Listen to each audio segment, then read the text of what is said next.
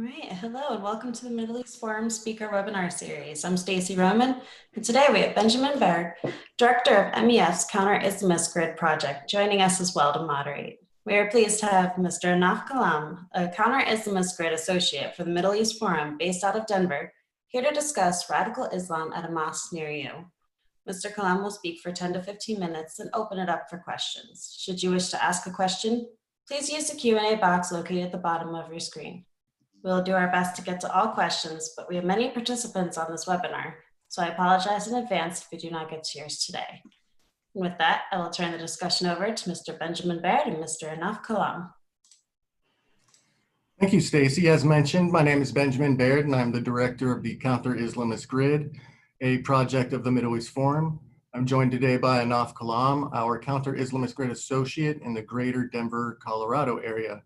Really just one of a handful of cities in North America where CIG works to both monitor and expose Islamism at the local level, a level which is really often ignored by national media until it's too late.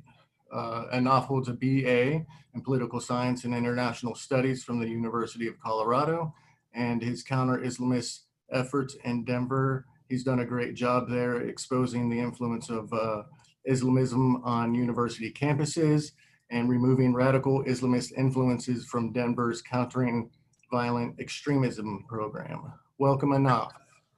Diving right in.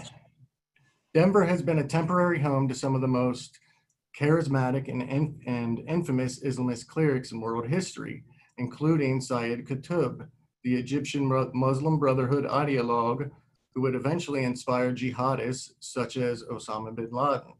Qutb was said to learn to hate Americans during his brief sabbatical at the University of Northern Colorado. Hi, Ben. We can't actually see you.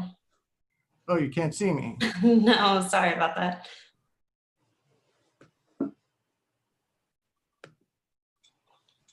Perfect. All right, good. Gotcha. So sorry about that. Well, here I am. To continue, Qutb was said to learn to hate Americans during his brief sabbatical at the University of Northern Colorado, which is located just 30 miles north of Denver. But I have to ask Ahnaf, who else or what other serious Islamist of note in Denver and the Denver area should our viewers be concerned about? Yeah, so I think the most prominent one that comes to mind would be Anwar al-Awlaki, who spent some time in Denver in the 90s as the Imam of the Denver Islamic Society. While he was there, however, people who had visited his lectures and sermons, I don't think they would have ever guessed that a guy like this would be the al-Qaeda recruiter that we know today. It wasn't until later, when he moved to Virginia, he became the Imam of the Dar al-Hijra Mosque, where he influenced 3 of the 9/11 hijackers who regularly attended that mosque. That's where he inspired the Fort Hood shooter, Nidal Hassan, and countless others. I see. So he eventually moved on to turn to more violent rhetoric over time, which we can directly tie to terrorist attacks. So I have to ask, he was incredibly popular on social media, even during the earlier days of the internet. How can an Islamist openly use hate speech on social media platforms and face next to zero repercussions for it? I mean, we've seen people with celebrities, for instance, deplatformed from Twitter and Facebook for far less than calling for the violent establishment of an Islamic State, haven't we? Oh, certainly. And I think it's because this has really largely kind of gone under the radar. Really, no one paid attention to it for the longest time, thought it was really a worthwhile thing. But in the case of Anwar al-Awlaki, it did eventually come back. In 2010, it was recommended that YouTube review some of his videos and the content that was in them.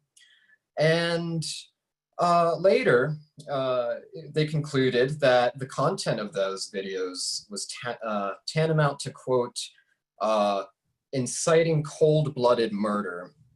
So they did end up removing all of his videos from his YouTube channel. I see. It sounds like it's perhaps a bit little too late. Little, Al-Awlaki met his demise in 2011 in Yemen at the business end of a Hellfire missile. However, his legacy lives on today on social media, and law enforcement are discovering increasingly that the jihadists were watching his videos prior to committing violent acts of terror. So with Al-Awlaki gone, who is the up and coming charismatic Islamist to encourage others to violent jihad via sometimes nonviolent sermons? yeah, so there is, I guess the next up and coming star of that spotlight is a guy here in Denver called Imam Karim Abu Zaid. He's the Imam of the Colorado Muslims Community Center. Formerly was the Imam of the Colorado Muslim Society, the largest and most popular mosque here in Denver. And he has been ahead of the curve here on the online social media presence. He's a regular guest on Guide Us TV, which has a global audience. On his YouTube, he has 33,000 subscribers last I checked, another 22,000 or so on his Facebook. And it doesn't take even the briefest search to find him saying things like a few weeks ago, coronavirus is a punishment for homosexuality. A few years before that, the fornicators should be flogged, adulterers should be stoned, that sort of thing. I see. So he may prescribe some violent punishments, although he may not preach openly violent jihad. This is not so different from the sermons we heard from Al-Awlaki, or what was reportedly heard from Al-Awlaki during his early days preaching the congregation in Denver. But they do share ideologies, violent and lawful Islamists, anti-Westernism, anti-Semitism. These ideas both can quickly turn from nonviolent to a violent context and can radicalize others to embrace jihadism, especially when you hear them talk about, for instance, Palestine should be free from the river to the sea. Do you agree with this? Is Abu Zaid a threat in this manner? Yeah, and in his defense, sure, Abu Zaid, he doesn't advocate for violence or violent jihad. In fact, you can probably find many examples of him publicly condemning terrorist attacks when they occur. But at the same time, it's the anti-Western ideologies, it's the hardline, puritanical, Salafist strain of Islam that he adheres to and espouses. And those together really create a sort of religious paradigm where, yeah, violence and jihad are completely justified. They're completely acceptable. They might even be encouraged by some of these readings. And meanwhile, he's sitting here never having actually encouraged any of this. Sure, and it's also noteworthy that Al-Awlaki also condemned many terrorist attacks before turning to terrorism himself. On another front, we are increasingly seeing formerly hardline Salafist preachers embrace a form of progressivism, including opening up to LGBT communities, refusing to prescribe death to apostates or lashes to adulterers, and even being pro-choice. These clerics have become increasingly popular. They have very large social media audiences, not just in Salafist circles, but with mainstream Muslims and even non-Muslim supporters. In fact, some have opened up for Democratic presidential candidates. What do you think of this perceived moderation we're seeing from them? Will it last? And is there a purist counter movement to take on this Islamist progressivism? Yeah, the Islamist progressive movement is certainly gaining a lot of steam at this moment. You have Yasir Qadi, who currently has almost 1 million likes on his Facebook page. Omar Suleiman has 1.5 million last I checked. And they belong to the Yaqeen Institute, much more non-sectarian, progressive Muslim institute. And yeah, like you said, they're much more welcoming, much more open to Western progressive ideals, but they absolutely aren't without their challengers. There's a guy, he's called Daniel Hakikatju, and who ironically uses the moniker the Muslim skeptic. And he thinks that they shouldn't, Muslims shouldn't embrace the more progressive route. He thinks it goes against the more puritanical, traditional Salafist strain of Islam that he's used to, that Abu Zaid is perhaps used to as well. So he'll still argue that, yes, apostates should be killed, that homosexuals should be stoned, adulterers lashed, all the like. And just a few weeks ago in a debate with an ex-Muslim, he even outwardly endorsed slavery. And he's got a fairly large online following as well that'll always come to his defense. I see. Well, thank you, Ahnaf. Looks like there's many interesting develops in the Islamist world from Denver to throughout the rest of America. And we'll be taking a look at these at the Counter Islamist Grid. We'll study, expose them, and counter these threats wherever they appear, working with lawmakers, Silicon Valley, and the public at large to expose the dangers that these radicals pose. And with that, Stacy, we're ready for any questions. All right, thank you both so much. So the first question is, who is financing these mosques? And do you think that they know that they're giving a platform to these radical ideas? Well, this funding comes from all sorts of places. In terms of the more radical mosques, traditionally we're used to seeing that money come from places like Saudi Arabia, although that's been overtaken more and more by Qatar, who has been leading that financial charge of creating Islamists in mosques and institutions, universities. And then they're also very reliant on the zakat funds, their donations in a lot of these cases. That tends to be the case with the Colorado Muslim Society and the Colorado Muslim Community Center.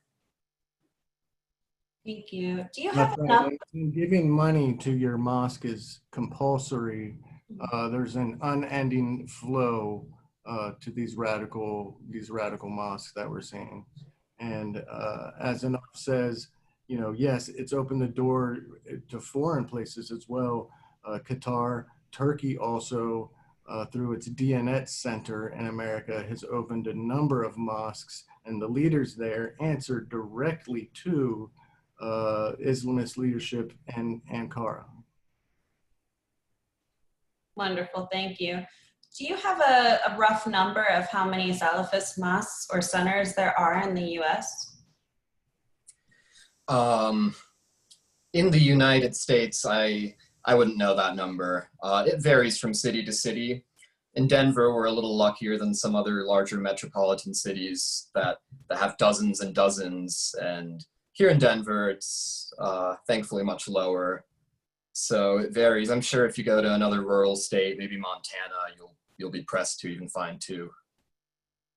Yeah, there's thousands of Islamist institutions, whether those be, traditional masjids or whether those be civic action or community organizations. There are many, many thousands. And part of what we do at Islamist Watch is try to break them down by ideology to determine where these threats are and where they're located geographically. Thank you. Do you think that mainstream Muslims in the United States are generally tolerant of radical elements?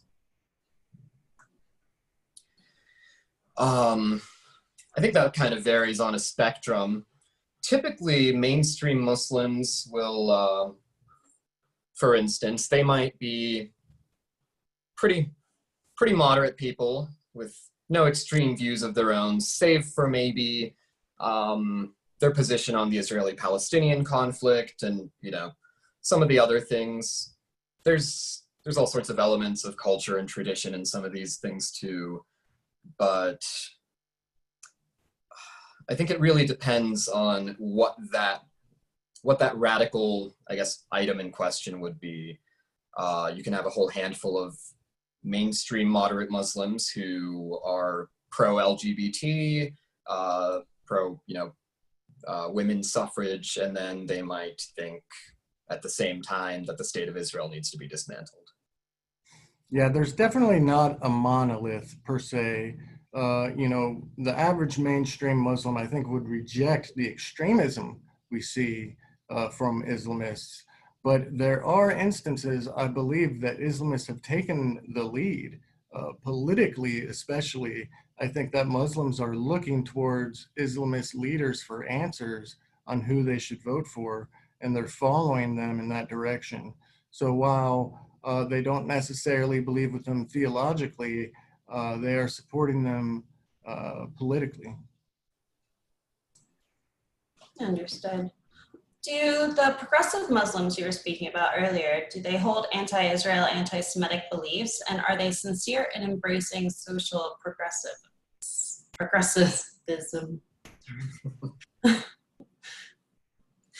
Yeah, well, that's a kind of tough one, because one of the staples of the modern progressive movement today is kind of morphed into, it has a whole bit about Palestine.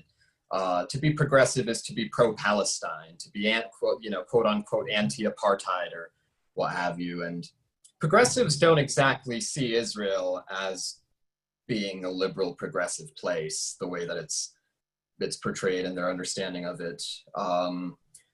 In my experience, progressive Muslims will take the line of advocating for the oppressed underdog Muslim brothers in Palestine against what they believe to be the unjust oppressors in Israel. So to be progressive, I would say these days as a Muslim, is to be anti-Israel, I'm sad to say. Yeah, I find that to be true as well. To answer the second part of your question, are they genuinely progressive? In some cases, I think they are. I think when you see an Ilhan Omar, I believe that she believes in genuine liberal progressivism. But there is others that aren't. There is a state assemblyman in Virginia named Ibrahim Samira who has openly said that, hey, we need to form alliances with our enemies for the time being while it suits us. So it's a marriage of convenience for the time being for some of these Islamists. Thank you. And I guess the main question here is, can you explain why Islamists are not banned from social media? And do you think it's a political correctness attempt, or is it more freedom of speech? Well, I think it's a freedom of speech thing, but I also think it's a highly politicized thing. I was kind of alluding to this earlier, I might not have touched on it, but the term Islamophobia has been endlessly useful to these people. And I see it all the time as well. Critics of hardline Islamism, people who like to call out and expose radicals and extremists, they get called Islamophobes the most often. And so I don't know who's controlling this at Silicon Valley, at Twitter or wherever, but it seems that they're more apt to respond to the charge of Islamophobia than actually take a look at, what could be incitement to violence or threats to terror or anything like that. Yeah, I mean, it's some of the referees that these social media platforms are using, like the Southern Poverty Law Center, who will never give people on the right a fair shake, and who will always give Islamists, a second chance. And that's why we see this disparity.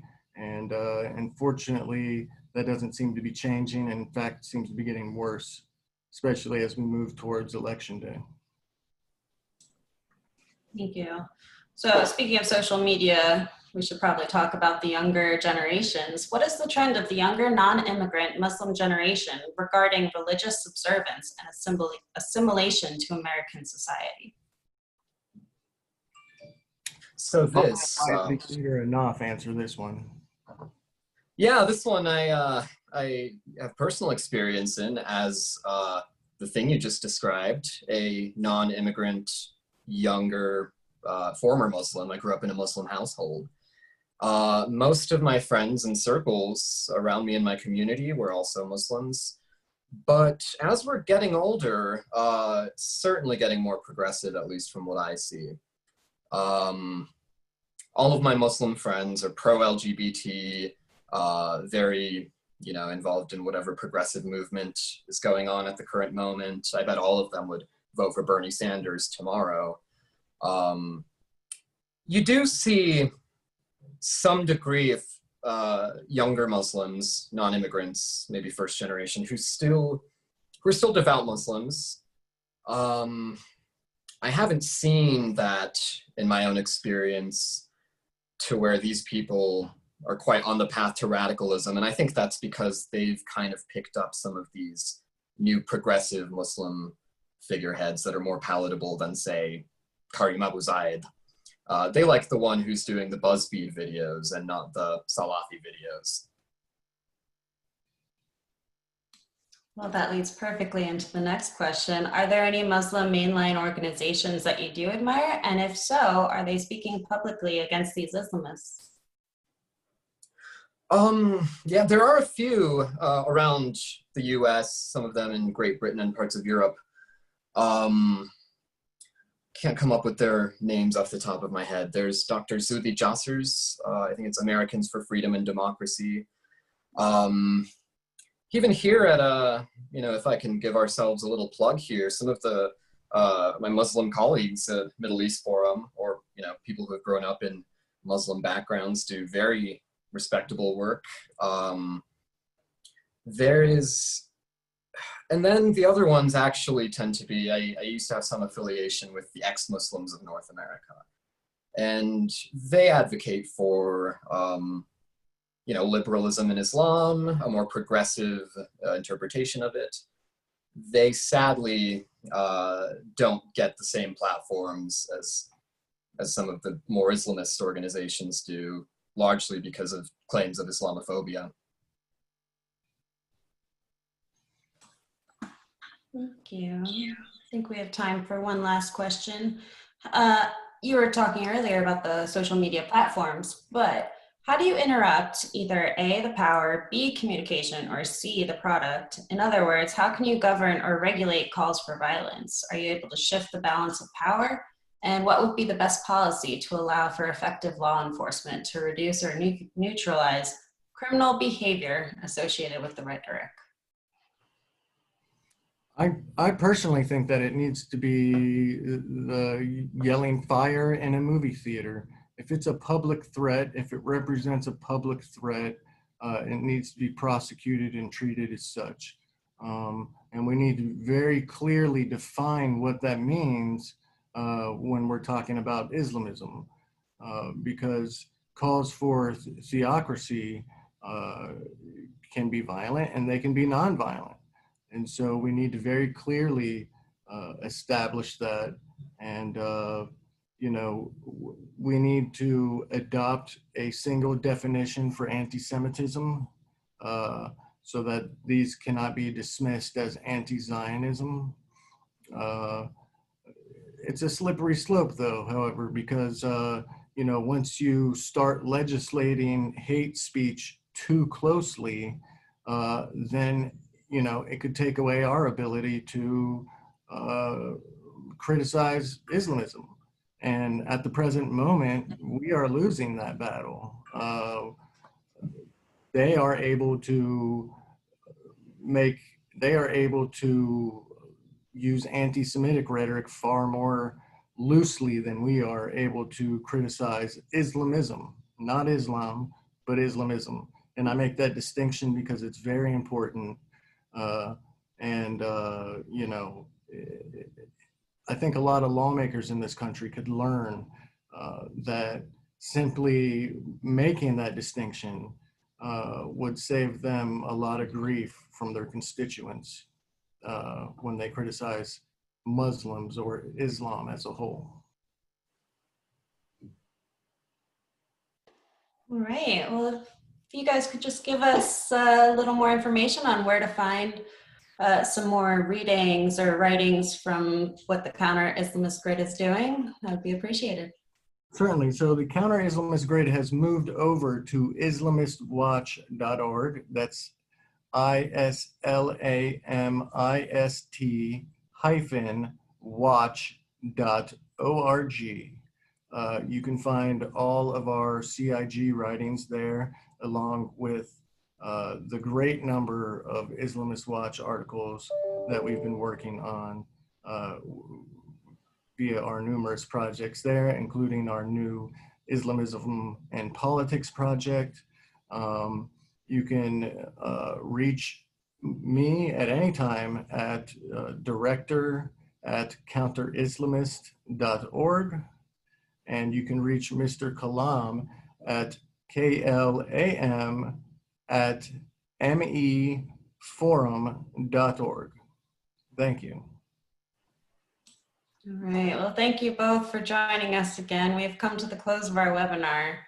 We appreciate you taking the time to speak with us today. For our viewers, please join us Wednesday at 3 p.m. Eastern for Mr. Ashley Perry's Israel Insider Weekly Update. On Friday, we will be having Dr. Mark Dury joining us at 5 p.m. Eastern. Please note the time change. He will be coming to us from Australia. And thank you all again for joining us, and I hope you have a wonderful day.